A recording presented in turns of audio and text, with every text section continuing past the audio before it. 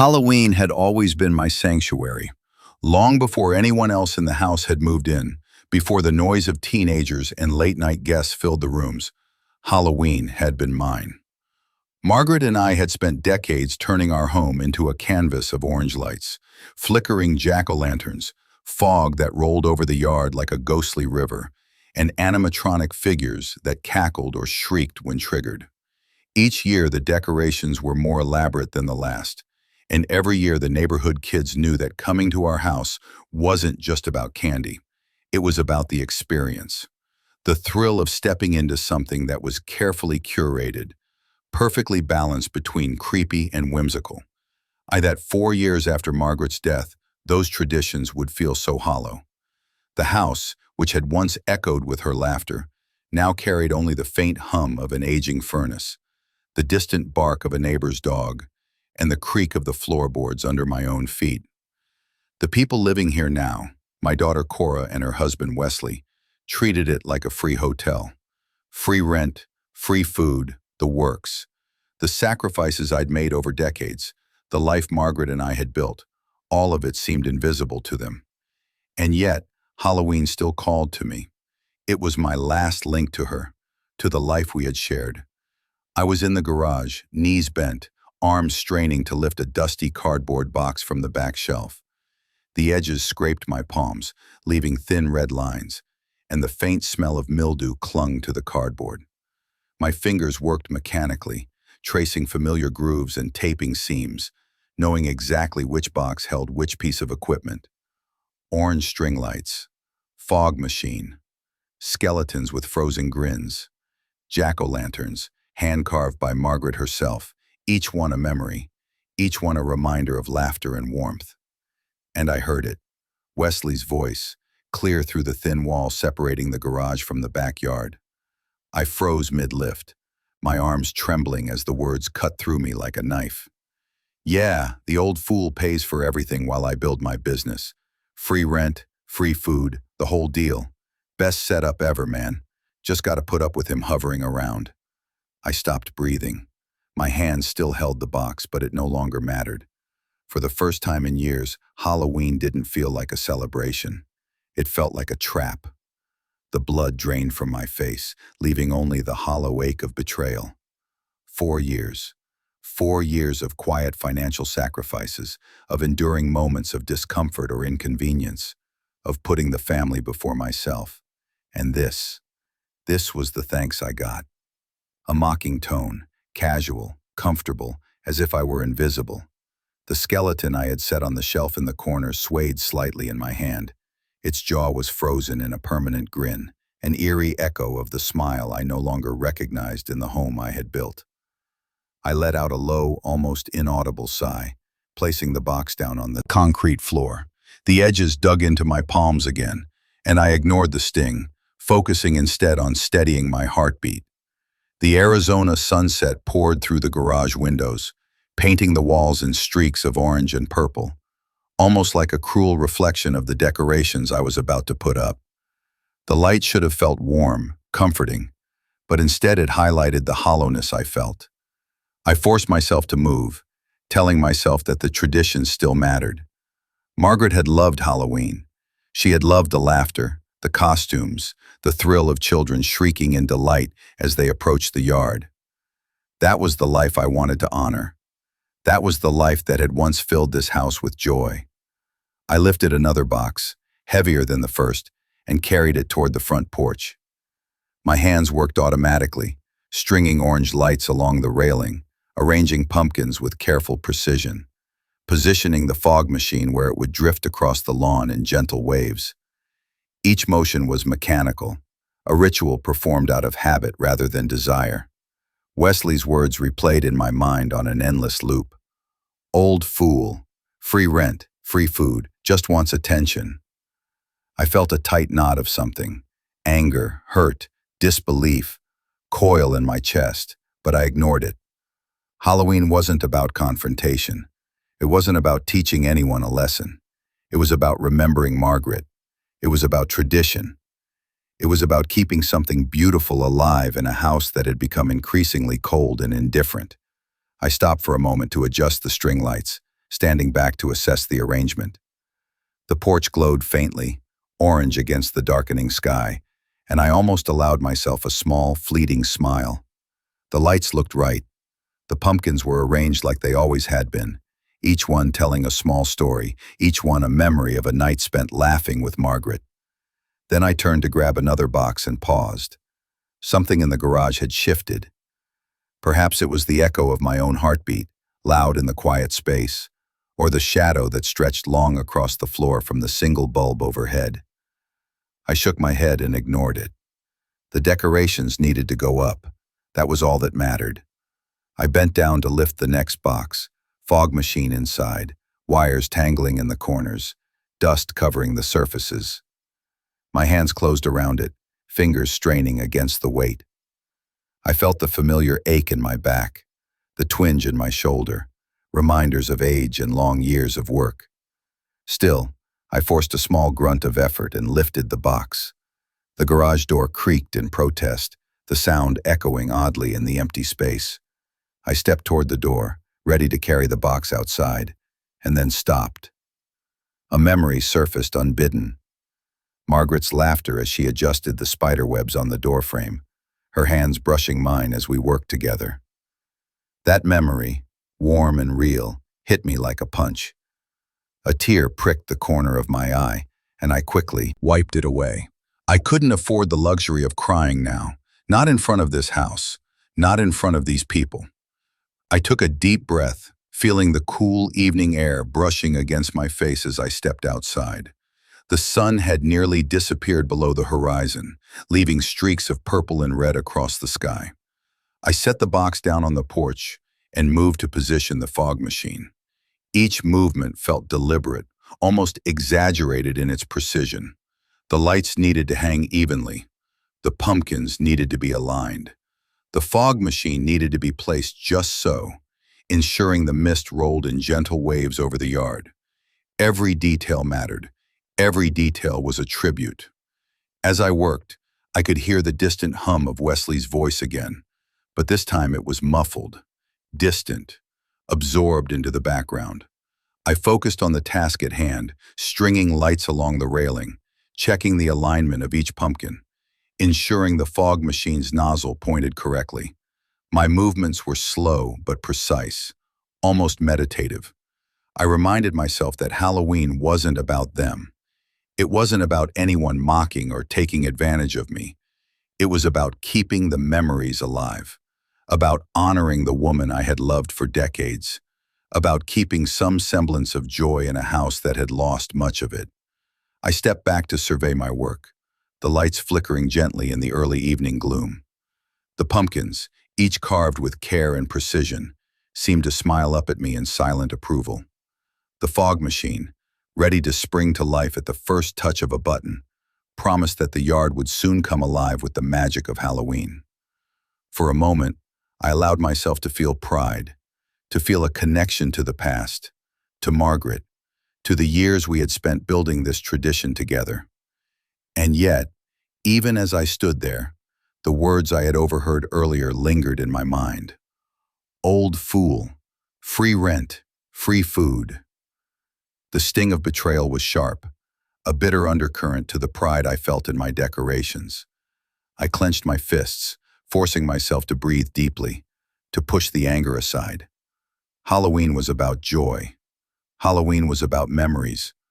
Halloween was mine, regardless of what anyone else thought. I picked up the final box, heavier than the others, feeling the strain in my arms and back.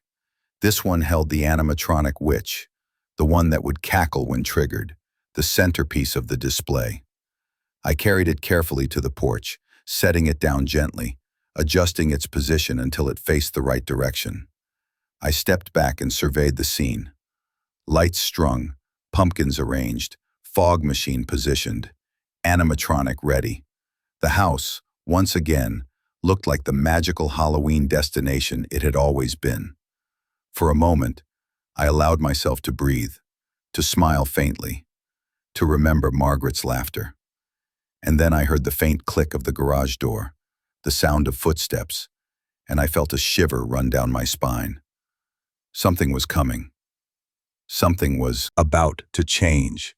And Halloween, this year, would not be the same.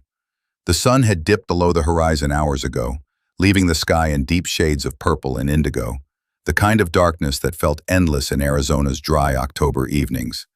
The orange glow from the porch lights and pumpkins painted the driveway and front yard with a surreal, almost dreamlike quality. I stood back for a moment, surveying my work, and allowed myself a quiet breath. The decorations looked perfect, at least on the surface. A symphony of Halloween lights flickered softly in rhythm with the evening breeze, jack-o'-lanterns perched like sentinels along the railing, their carved faces illuminated with the kind of soft orange glow that seemed almost alive. And yet, despite the careful arrangement, the perfection, the visual display, a hollow emptiness gnawed at me. Margaret should have been here. She would have laughed just like she always did, her voice clear and musical, the kind of laughter that could fill a room and make you forget any worry for a moment. I could almost see her, tilting her head to one side, smiling as she watched me adjust the fog machine's nozzle for the third time. She would have teased me for being meticulous, shaking her head with mock exasperation. "Elden," she would have said, "you're obsessed with perfection." And then she would have laughed again, a sound so full of life it made the shadows in the yard retreat. It had been 3 years since Margaret had passed, 3 long, cruel years that had stripped the joy from everything we had built together. I could still remember the hospital room, the machines beeping, her frail hands slipping from mine, the soft whisper of her voice, "It's okay, my love. Take care of them for me." And I had promised. I had promised to carry on, to honor her memory, to keep our traditions alive. That promise had been the only anchor through the years that followed, through the quiet loneliness of the house, the quiet betrayal of those who now lived here, and the endless nights when I felt more like a shadow than a man alive. Cora and Wesley. My daughter and the man who had married her. Once I had been proud. I had watched Cora grow from a bright, eager child into a smart, capable woman. I had been there for every milestone, every tear, every triumph. I had paid for her college, supported her when her own plans faltered, and welcomed Wesley into the family with open arms, believing that love and respect were mutual. But over the past 4 years, I had learned a harsh truth. Gratitude was fleeting, and respect could be absent even under the same roof. They treated the house like a hotel, like a backdrop to their own lives, while I quietly absorbed the cost, both financially and emotionally. And yet, they thought they had the right to mock me, to call me the old fool, to reduce decades of sacrifice to a punchline whispered behind my back. I shook my head and forced myself to focus on the decorations. I walked along the porch railing, adjusting the angle of one pumpkin so that the flickering light would catch just right. My hands moved automatically, but my mind wandered, replaying countless Halloweens of the past. I remembered Margaret standing beside me, her hands brushing mine as we threaded the string lights through the railing, laughing when one stubborn bulb refused to shine. The scent of caramel and cinnamon would linger in the air as neighbors came to visit, children squealing with delight at each carefully placed animatronic, each strategically hidden speaker emitting ghostly whispers. Margaret had been the heart of those celebrations, but I had been the hands. Together, we had made magic. Together, we had made memories that lingered long after the decorations were packed away. Now, those memories were all I had. I could feel her presence in the faint chill of the evening breeze, in the subtle rustle of leaves along the walkway, in the distant bark of a neighbor's dog. I could see her in the flickering lights, her grin wide and genuine, her eyes bright with amusement. And yet, it was only a memory, only a shadow of what had been. I picked up the fog machine, heavy in my arms, and carried it toward its designated spot in the yard. My muscles ached with the effort, my hands scraping against the edges of the cardboard box, but I barely noticed. My focus was on the past, on Margaret, on the warmth and life that had once filled this house. I remembered her coaxing the pumpkins into perfect positions, her fingers brushing mine as we adjusted the angles.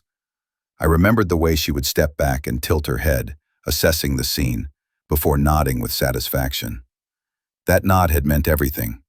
Approval, pride, love. I could feel tears prickling at the corners of my eyes, but I refused to let them fall. Not now. Not while I was surrounded by reminders of her absence. Instead, I took a deep breath, steadying myself, and continued with the preparations. Each placement of a pumpkin, each twist of a light cord, each adjustment of the fog machine was a small act of defiance. I would not let this Halloween be ruined. Not by absence, not by betrayal, not by time. I would honor Margaret. I would honor the life we had built together. And yet, the betrayal still lingered, like a shadow stretching across the yard. Wesley's voice echoed in my mind, clear and cruel. Old fool, free rent, free food, just wants attention. The words twisted in my chest, sharp and bitter. I could feel the anger simmering beneath the surface, a low heat that threatened to boil over. But I pushed it down. Halloween wasn't about confrontation. Halloween wasn't about punishment. Halloween was about memory, about love, about holding on to something that could not be taken away, no matter how callous the world had become.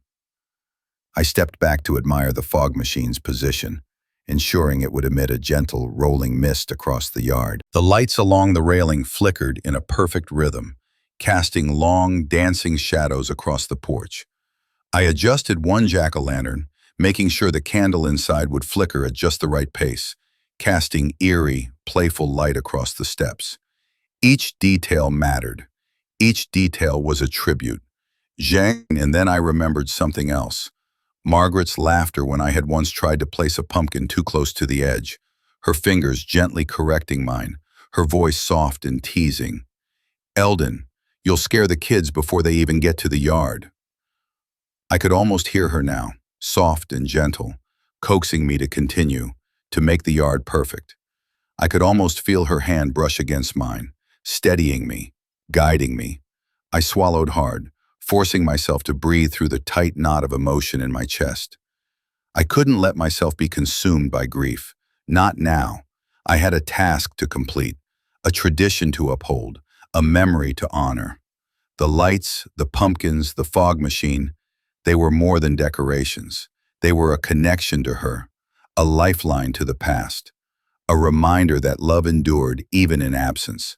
I picked up the last box, heavier than the others, my muscles straining under the weight. This one contained the centerpiece, the animatronic witch, the one that would cackle when triggered, the one that would terrify and delight in equal measure. I carried it carefully to the porch, setting it down with deliberate precision, adjusting its angle until it faced the yard just right. I stepped back and surveyed the scene. The lights flickered, the pumpkins grinned, the fog machine promised its gentle rolling mist, and the animatronic witch sat ready, silent, but full of potential.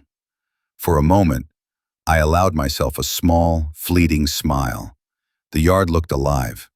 The house looked like the magical Halloween destination it had always been. And for a brief instant, I felt Margaret's presence, her approval, her love. The hollow emptiness in my chest softened, replaced with a fragile warmth. I had done it. I had honored her memory. I had maintained the tradition. I had kept the magic alive. But even as I stood there, the shadows stretching across the yard in the flickering light, I knew something was off. The quiet hum of the evening was too still, too deliberate. The shadows seemed longer than they should have been, curling in unnatural ways along the edges of the yard. My breath caught in my chest, not from fear, but from a deep instinctual awareness that something was coming. Something that would change this night, this tradition, and this house in ways I could not yet imagine. Halloween was far from over, and this year, it would not be the same. The garage was dimly lit, a single bare bulb hanging from the ceiling, casting long, twisting shadows across the concrete floor. Dust floated lazily in the air, stirred by my movements as I bent over to lift the next box. The edges bit into my palms, leaving shallow cuts, but I ignored them. I had always found a strange comfort in the physical strain, the mechanical repetition of lifting and arranging, of keeping the world orderly and predictable, even when it felt like chaos surrounded me. Tonight, though, the predictability was gone. Something had shifted. Wesley's words, his mocking, casual cruelty, had twisted in my chest and refused to leave. Old fool, free rent, free food, just wants attention. They repeated on a loop in my mind, a relentless mantra of shame and anger. I had carried so much for this family, for decades, and now 4 years of patience, of quiet endurance, felt meaningless. And here he was, in my home, mocking me like a child.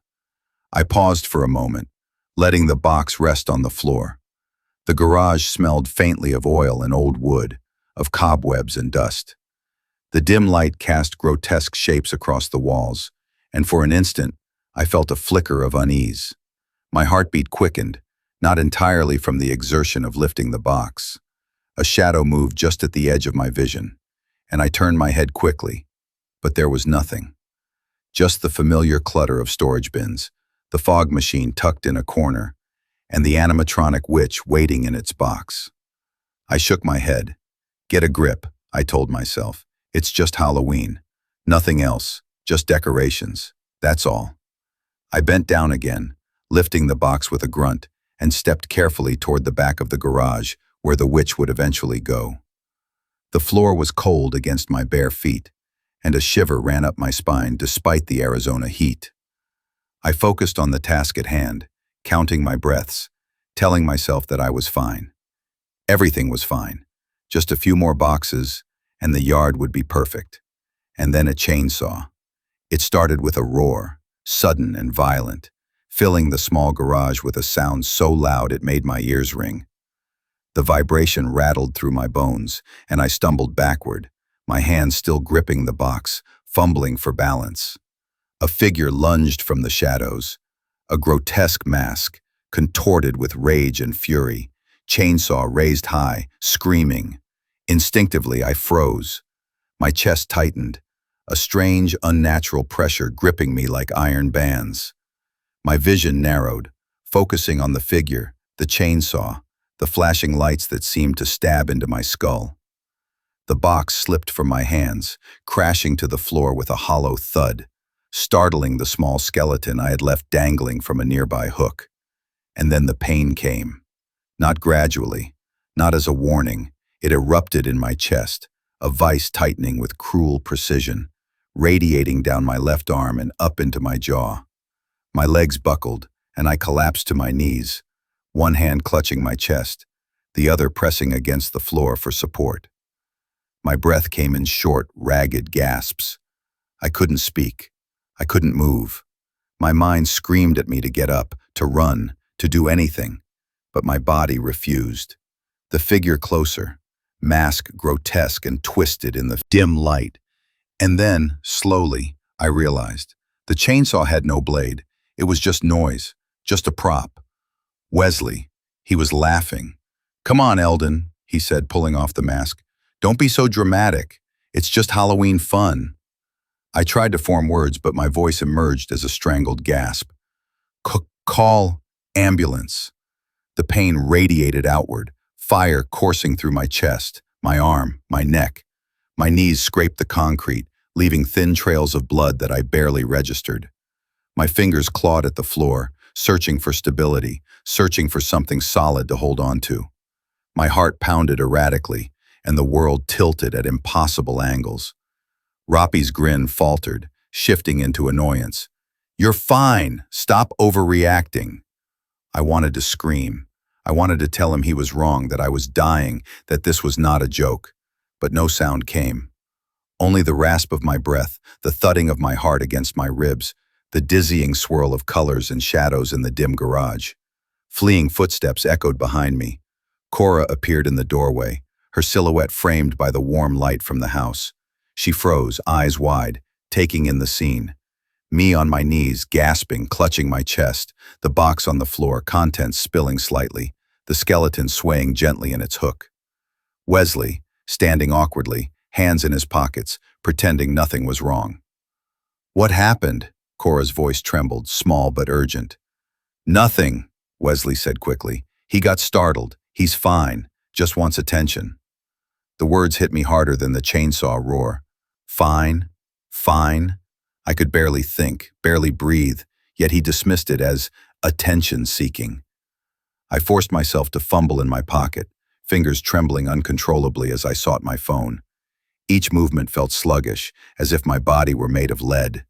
The phone slipped from my grasp once, clattering to the floor, and I groaned through the pain, pushing it back into my hand. Finally, I managed to bring it to my ear.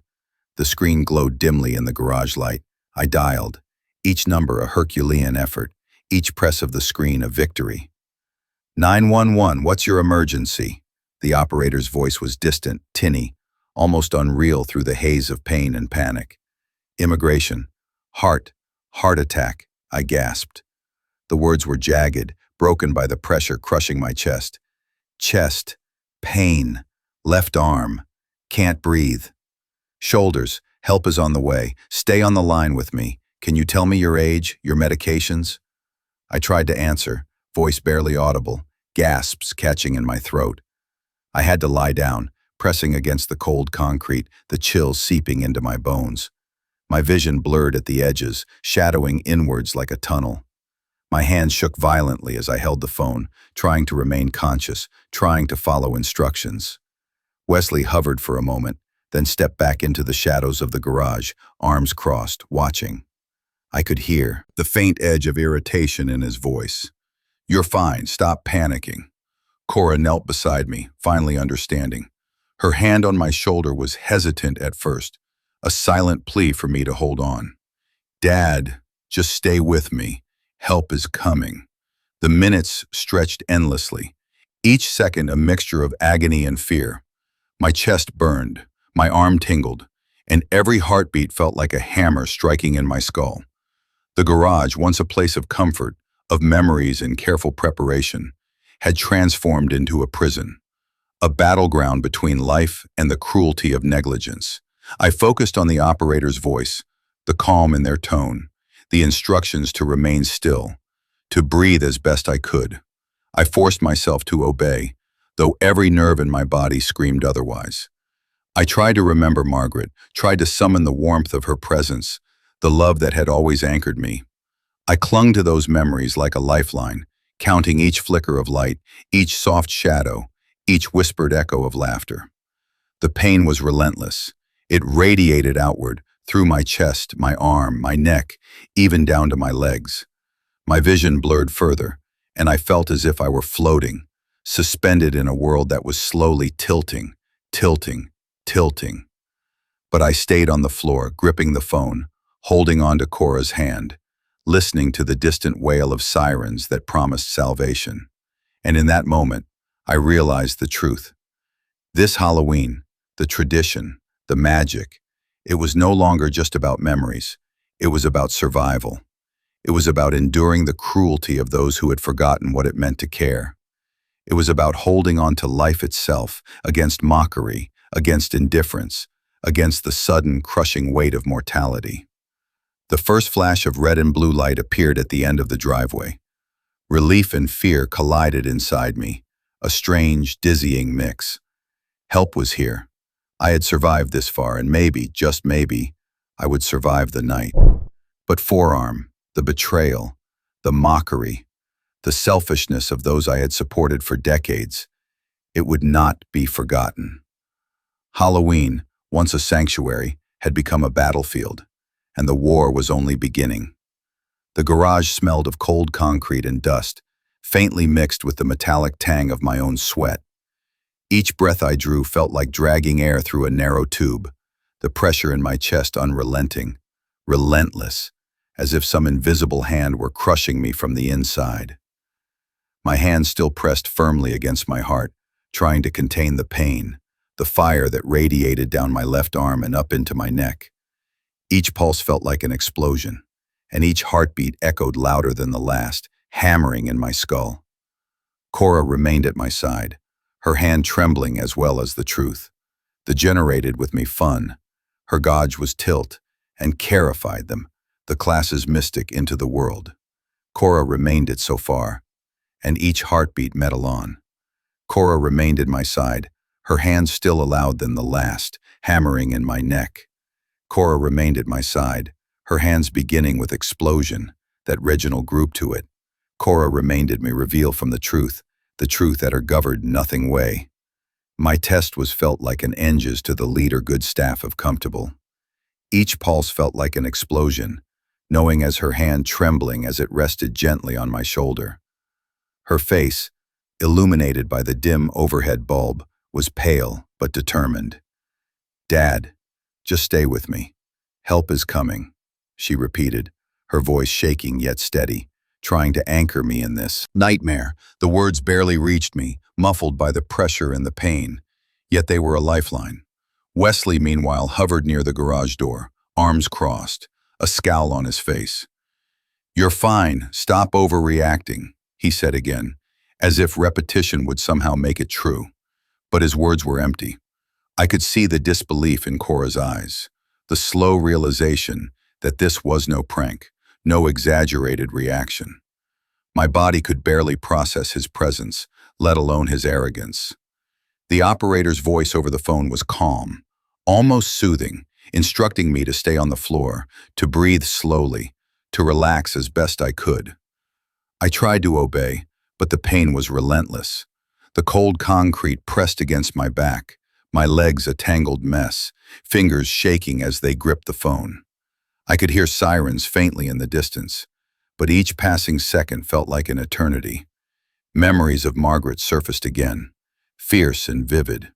Her voice, her warmth, the way she would steady my hand when I tightened a string of lights too much. The memories were sharp, almost painful, but they gave me something to cling to, a fragile thread connecting me to life itself. I focused on them, trying to let them push the pain aside, if only slightly. Cora's hand squeezed mine, small but insistent. "Dad, help is here soon. Just breathe. You're going to be okay," she said. Her voice, though shaky, carried authority and love. She refused to leave my side, refusing to let me sink into the darkness that threatened to swallow me whole. The combination of fear, pain, and recognition of her concern was overwhelming. I had carried her for so long, supported her life, made sacrifices that no one noticed, and now she was here, beside me, fighting to keep me alive.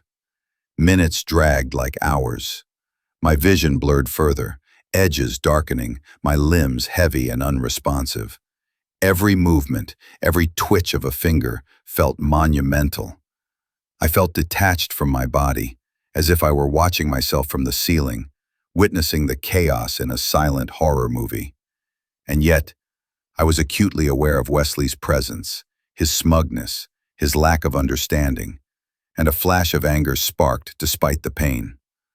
How could someone be so heartless, so completely blind to the real danger they had created? Then, finally, the lights flashed. Red and blue streaked across the driveway, painting the garage in harsh, unyielding color. The sirens were closer now, their wail urgent and unrelenting.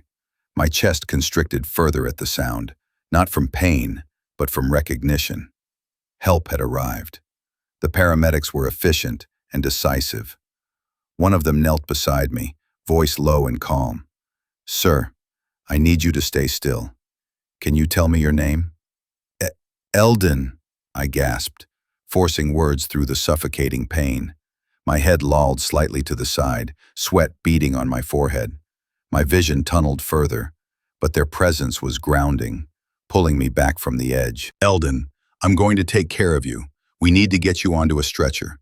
Do you feel pain anywhere else besides your chest?" "Yes. Left arm, jaw, tight. Can't breathe." My words were fragmented, gasping, uneven, but comprehensible. Sentenced. They moved quickly, carefully, sliding the stretcher beneath me, securing straps across my body as another medic checked vitals. The cold metal against my skin, the touch of strangers' hands, the hum of the machines. All of it was surreal, a mix of relief and terror. I could hear Cora's voice behind me, calm yet panicked. "Dad, I'm right here. You're going to be okay. Just hang on." Wesley remained back, arms crossed, eyes flicking nervously between the paramedics and me. His usual smugness faltered, replaced by something closer to discomfort, though it never reached genuine concern. Even now, his arrogance was a sharp contrast to Cora's urgent compassion. As they lifted me onto the stretcher, the paramedic's hands firm and steady, I felt my body betray me further. The pain in my chest radiated outward, each pulse threatening to pull me under. My breaths were shallow, but I focused on Cora's voice, on the rhythmic instructions of the paramedics, and forced myself to comply. Every second counted. Every heartbeat was a fragile victory. Once in the ambulance, the world seemed to tilt again. The lights inside were harsh, clinical, cold compared to the warm glow of the porch lights outside. Tubes and wires were attached to me. Monitors beeped rhythmically, and paramedics spoke in a language of urgency and care. One of them pressed on my chest lightly, checking the pain, while another read aloud my vitals. "Heart attack, sir," one said quietly, almost reverently. "You're in good hands. We're going to get you to the hospital." The motion of the ambulance, the sudden movement, was jarring. My chest throbbed violently, but I gritted my teeth against the pain, holding onto Cora's hand. She refused to let go, her small fingers gripping mine with a fierce determination that felt like the only anchor keeping me tethered to life. In the back of my mind, though, a storm of emotions brewed. Anger at Wesley. Anger at the cruelty that had caused this. Resentment at the years of unappreciated sacrifice. And grief. For Margaret. For the life we had shared. For the silence of an empty house that had once been full of laughter. My breaths came in ragged waves, and my mind wandered to the decorations outside. The pumpkins, the fog machine, the animatronic witch. All of it seemed insignificant now, yet they were part of me, part of the life I had built and fought to preserve. As the ambulance sped through the streets, weaving past stopped cars and flashing lights, I focused on survival, focused on breathing, focused on Cora's voice, and, buried deep in the shadows of my mind, the growing awareness that Halloween had become a battlefield, a test of endurance, resilience, and willpower. Minutes stretched endlessly, the rhythmic beeping of the heart monitor like a countdown. Each pulse was a reminder of vulnerability, mortality, the cruel randomness of life. The paramedics moved efficiently, one placing an oxygen mask over my face, another monitoring my blood pressure. Yet my mind drifted to the house, to Wesley, to the years of sacrifice that had gone unnoticed. The thought ignited a spark of determination. I would survive this. I would endure. I would not let cruelty and thoughtlessness dictate my life or my death. Cora leaned over me, whispering words I could barely hear, yet each one was a lifeline. "You're strong, Dad. You're going to make it. Just hold on. We're almost there." Her words carried weight I hadn't realized I needed, cutting through the haze of pain and fear, grounding me in the present. And then, through the ambulance window, I glimpsed the night outside. The streets were quiet, the neighborhood calm. Yet the flicker of orange streetlights reminded me of the yard, the lights, the pumpkins, the tradition I had so carefully maintained. In that moment, I understood something profoundly simple yet terrifying. Life was fragile. Moments of joy, love, laughter, everything could be gone in an instant. And yet, survival meant more than just reaching the hospital. Survival meant confronting the betrayal, the cruelty, the indifference, and emerging from it with strength intact. The sirens wailing, the ambulance swaying, the paramedics working tirelessly, and Cora's unwavering presence beside me. All of it coalesced into a strange clarity. I was alive. For now, I was alive. The fight was far from over, but the first battle had been won. And I knew, deep in my bones, that Halloween would never be the same again. Not for me, not for Wesley, not for anyone who had treated life and love with such careless disregard. The hospital room smelled of antiseptic, a cold, clinical scent that contrasted sharply with the warm, familiar aromas of my home during Halloween. The bed beneath me was crisp and white, its sheets tucked tightly around a body that no longer felt entirely my own. Machines hummed softly, monitors beeped at regular intervals, and a faint fluorescent glow bathed the room. Each sound, each movement, was a reminder of the fragility of life, of the narrow line I had just crossed between survival and disaster. Cora sat beside me, her hands still wrapped around mine. Her eyes were red from worry, her expression a mix of relief and lingering fear. "Dad," she said quietly, "you scared me half to death. I didn't know if you'd make it." Homelessness, I swallowed hard, feeling the raw weight of exhaustion pressing down on me. My chest still throbbed faintly from the heart attack, my left arm tingling with residual numbness. But the worst of it had passed. The adrenaline, the terror, the immediate threat to life, all of it was fading, replaced by a deep, reflective quiet. I'm fine now," I whispered, voice hoarse and uneven. "The paramedics, they were good, very good." Cora nodded, squeezing my hand gently. "But you can't keep doing this, Dad. You can't keep putting yourself at risk for them." Her voice faltered slightly, but I understood who she meant. Wesley, the man who had thought my heart, my life, could be treated as a joke. I closed my eyes, feeling the lingering ache in my chest, the slow pulse of pain that reminded me just how close I had come to the edge. I thought of Margaret, her presence, her love, her laughter, and I realized that part of my endurance had been for her, for the life we had built together, for the memories that still lived in every corner of the house, every flickering light, every carved pumpkin. And yet, I had been alone in carrying that burden, alone in defending the memory of our family, and alone in facing the cruelty of those who lived under the same roof but had no appreciation for what I had done. The door opened quietly, and Wesley stepped in. He looked hesitant, uncertain, a faint shadow of his usual arrogance flickering across his face. Dad, I just came to check on you," he said, voice low, avoiding eye contact. His usual smirk was gone, replaced by something that almost resembled guilt, though it was fleeting, like a reflection in broken glass. Lisa lifted my eyes slowly, meeting his gaze with a calm that belied the storm of emotions inside me. "Check on me?" I said quietly, each word deliberate, measured. "Or check to see if your joke killed me?" Wesley faltered, swallowing hard. I didn't think." "You didn't think," I repeated, my voice firmer now. "You didn't think about me, about my heart, about the fact that I'm not invincible.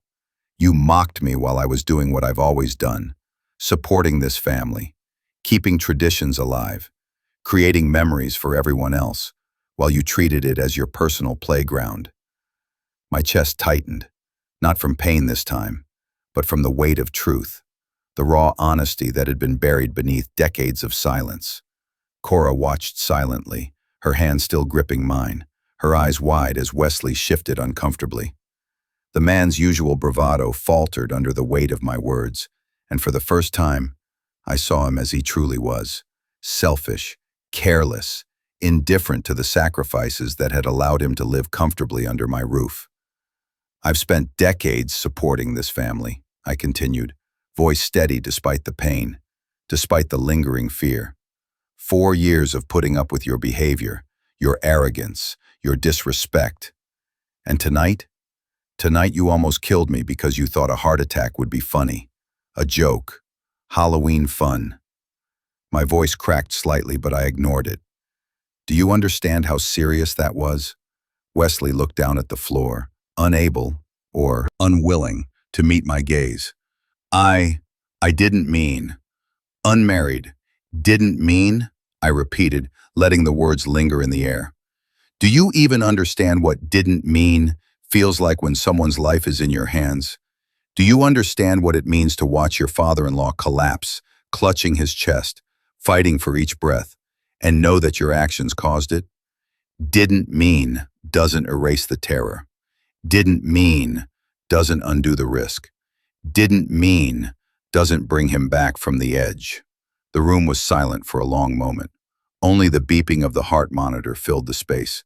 a steady reminder that I had survived, that I was still here to witness the consequences of selfishness and negligence.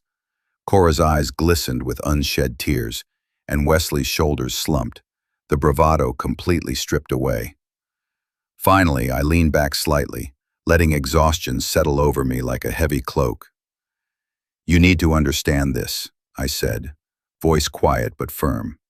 "You can't treat people like objects, like props in your life.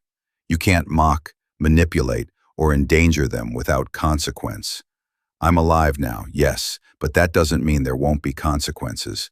That doesn't mean you get to walk away untouched." Wesley's jaw tightened. His eyes flicked to Cora, then back to me. I understand," he said quietly, though I wasn't sure he truly did.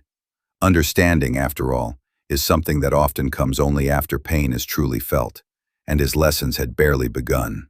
Cora leaned closer, whispering, "Dad, you need to rest now. You're safe." Her voice was gentle, nurturing, and despite the lingering adrenaline, I allowed myself to relax slightly. I closed my eyes and focused on the rhythmic beeping of the machines, the faint hum of the hospital, and the warmth of Cora's hand in mine. But even as I drifted toward a fragile calm, my mind wandered back to the house, to the decorations outside, to the pumpkins, the fog machine, the animatronic witch. They were more than decorations. They were symbols of a life built, of memories made, of love preserved. And yet, they were also reminders of the selfishness that had brought me here tonight, of the dangers that existed even within the walls I had built and maintained. Hours passed in a haze of monitors, medications, and quiet reflection. Nurses came and went, checking vitals, adjusting IVs, asking questions I barely had the strength to answer. Cora stayed beside me, her presence a lifeline, her voice soft and constant. Wesley remained mostly silent, lurking at the edge of the room, a shadow of guilt and uncertainty following him. The dynamics of our household, of my family, of the life I had built, had shifted irreversibly in these few hours. I realized something profoundly unsettling. Life was fleeting, trust was fragile, respect was earned, not assumed, and traditions, no matter how sacred, could be tainted by the thoughtlessness of others. Halloween had always been my sanctuary, my connection to Margaret, my way of preserving joy in a world that often seemed indifferent. But now, it had become a battlefield, a reminder that even in familiar places, danger could lurk, and the people we trusted most could betray us in ways we never imagined. And yet, there was something else, a determination that burned quietly within me. I had survived. I had endured. I would continue to honor Margaret's memory, continue to maintain the traditions we had cherished, but I would also set boundaries. I would no longer allow thoughtless cruelty, mockery, or negligence to endanger my life or the sanctity of what I had built. Bathrooms. I opened my eyes and looked at Cora, then at Wesley. "This is a turning point," I said softly. "Things cannot continue as they were. You must learn to respect life, to respect effort, to respect me. If you cannot, then you will have consequences, not just tonight, but every day." Wesley's eyes flicked toward mine, then to Cora, and he nodded reluctantly. Understanding, or perhaps fear, was dawning in his expression. It was not relief, not joy, not genuine remorse, but it was something. And in that moment I realized that survival, endurance, and integrity were more important than anything else. Cora leaned over, brushing a stray lock of hair from my forehead. "You're going to get through this, Dad," she whispered. "We'll make it through, together." And for the first time in hours, I allowed myself to believe it, to accept that survival was not just about escaping death. It was about reclaiming control, asserting boundaries, preserving dignity, and holding on to the life, love, and traditions that truly mattered. Halloween would come again. The house would be decorated. The lights would flicker. The pumpkins would grin. But this year, I had survived. This year, I had set the rules. And next year, and every year after, I would not allow thoughtlessness, cruelty, or mockery to steal what was mine. Policing. I closed my eyes, feeling the slow rhythm of life returning to my body, the steady presence of Cora beside me, and the faint shadow of Wesley's guilt lingering at the edge of the room. The heart attack had been terrifying. The betrayal had been painful, but I had survived. And survival, I realized, was only the beginning. The hospital smelled of antiseptic and quiet determination. The fluorescent lights hummed softly above me, steady and predictable. Each beep from the monitor reminded me that I was alive. Fragile, yes, but alive. My body ached in places I hadn't known could hurt, muscles stiff from immobility, chest tender from the recent trauma. But more than the physical pain, it was the mental exhaustion that weighed heavily, pressing down like a thick fog. I had survived the heart attack, survived the prank, survived the betrayal, but the cost had been high, and the lessons it delivered were imprinted deeply in every corner of my consciousness. Cora sat beside me, eyes tired but bright with relief. Her hand held mine with an unwavering grip, a lifeline of warmth and grounding. Wesley hovered at the edge of the room, his usual arrogance replaced by a faint, uneasy guilt that seemed to grow with each passing hour. I had confronted him once, harshly and directly, and it had shaken him. But I knew that this experience had left an indelible mark, one he would not forget, though whether he had truly understood the gravity of his actions was still uncertain. As the hours passed, nurses and doctors attended to me, monitoring my vitals, adjusting medications, and giving instructions for the recovery ahead. I listened attentively, absorbing every word, not just for myself, but for the clarity of what came next. Life, I realized, had to be reclaimed, not just survived. Survival was the beginning, not the end. When Cora left briefly to fetch coffee, I finally allowed myself to speak, voice low but firm. "Wesley," I said, eyes locking on him, "this is your chance, your moment to understand responsibility, accountability, and respect. You cannot treat life as a joke.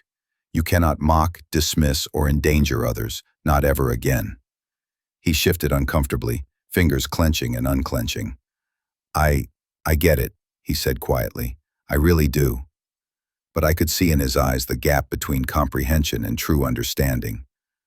That gap was something he would have to bridge on his own, through reflection, consequence, and time. The ride home from the hospital was quiet. Cora drove, her hands steady on the wheel, glancing at me periodically with concern. Wesley sat silently in the back, absorbed in his thoughts, the weight of the evening pressing on him like an invisible hand. I stared out the window at the familiar streets, the orange glow of streetlights painting long, familiar shadows.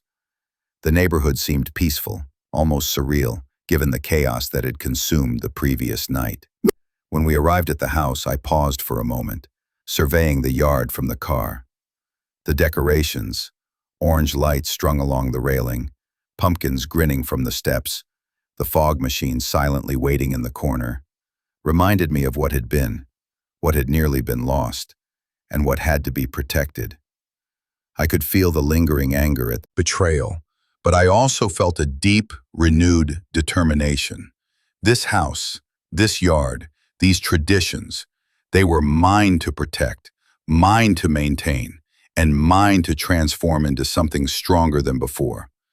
The next morning, I woke early. The sunrise poured through the bedroom window in streaks of gold and pink, illuminating the room with warmth that contrasted sharply with the sterile fluorescent light of the hospital.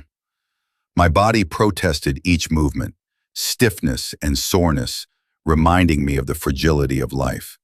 But I was alive, and I was determined. Cora entered quietly with breakfast, setting it on the bedside table. "Dad," she said softly, "take it slow. The doctor said rest, medication, and gradual activity. You're not supposed to overexert yourself yet." I nodded, taking a bite of the toast she had prepared. The taste was simple, yet comforting, familiar, grounding. I realized that this recovery would not just be physical, but emotional and mental as well. I needed to reclaim the house, the traditions, and the respect I had earned over decades, without succumbing to fear or bitterness. Once I was dressed, slowly and deliberately, I ventured into the living room. The decorations from last night remained in place, untouched. The lights still flickered, casting warm, playful shadows across the walls. I walked through the house slowly, each step deliberate, feeling the solidity of the floor beneath my feet, the familiarity of each room, the history etched into the walls, the furniture, the photographs of Margaret and Cora over the years. The kitchen held remnants of yesterday's chaos, coffee mugs left on the counter, a faint smell of burnt toast lingering in the air. I set about tidying, small tasks grounding me, restoring a sense of control and order.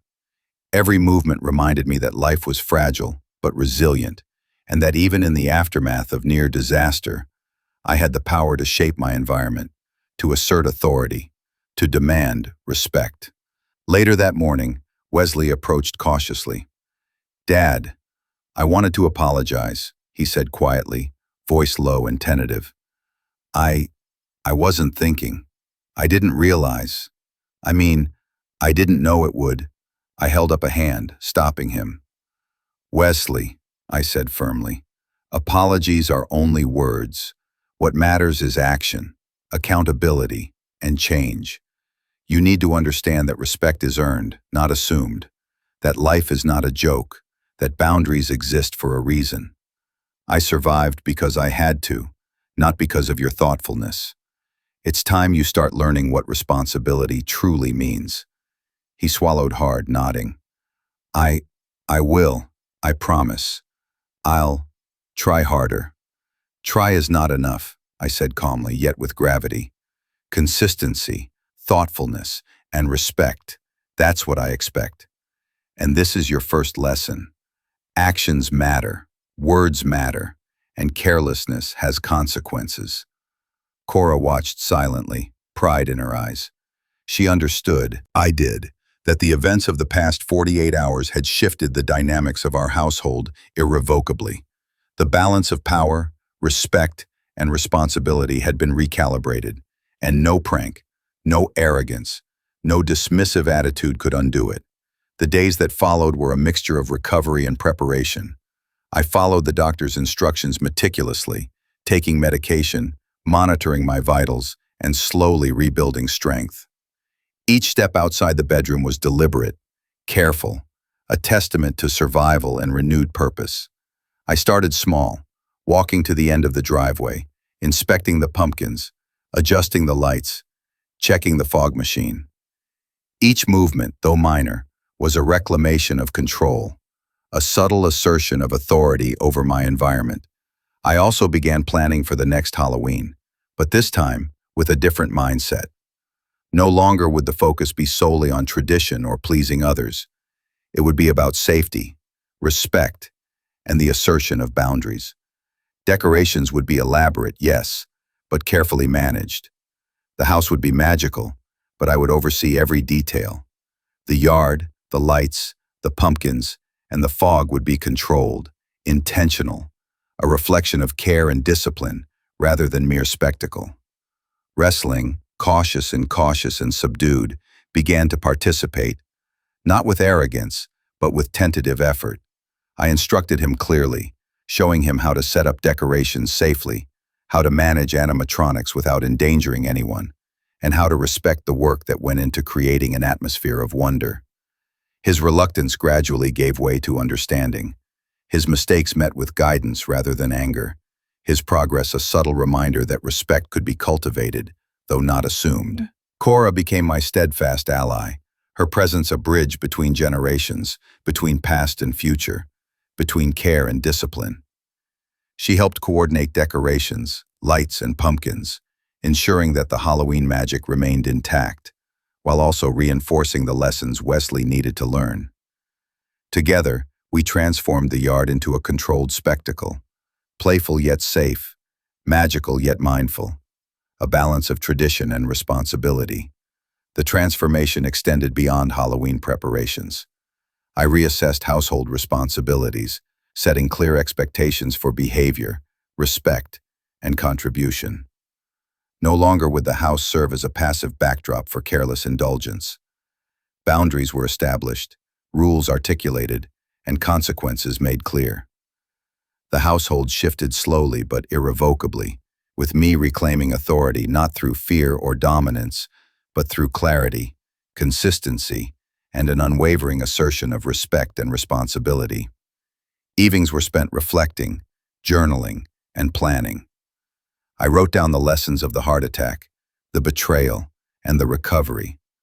I documented safety measures, rules for household participation, and protocols for future holiday events. Each note, each plan, reinforced my resolve. I would survive, I would thrive, and I would maintain the life and traditions Margaret and I had built. As October deepened, the air crisp and dry, I found solace in routine. I inspected each decoration carefully, tested the fog machine, adjusted the animatronic witch, and ran through every detail. The lights flickered perfectly, pumpkins glowed with intentional warmth, and the yard became a testament to careful planning, resilience, and respect. Blindly, Halloween arrived again. The house was ready. The lights twinkled, fog rolled gently across the yard, and pumpkins grinned with calculated precision. Children and neighbors approached with awe, marveling at the display. And yet, I was calm, deliberate, in control. No prank could surprise me, no arrogance could undermine me. This year, I had reclaimed not just the yard, but the authority, respect, and purpose that had been nearly stolen. Wesley, cautious yet engaged, followed instructions meticulously. Cora stood by my side, a guardian of tradition and support. And I realized, as the first trick-or-treaters arrived, that survival had led to transformation. Halloween was no longer just a tradition. It was a statement, a declaration that care, respect, and responsibility were not optional, that boundaries mattered, that life, even in its most fleeting, fragile moments, demanded attention, vigilance, and dignity. Smiled faintly, watching the lights dance across the yard, pumpkins casting their warm, playful glow. For the first time in years, I felt a sense of completeness. Margaret's presence lingered in the shadows, in the laughter of children, in the rhythm of tradition, and in the strength I had reclaimed. I had survived the heart attack, survived the betrayal, and emerged stronger, wiser, and resolute. Halloween would come again. The house would glow, the fog would swirl, and the pumpkins would grin. But this year, and every year after, it would be on my terms. Safe, magical, respectful, and above all, mine.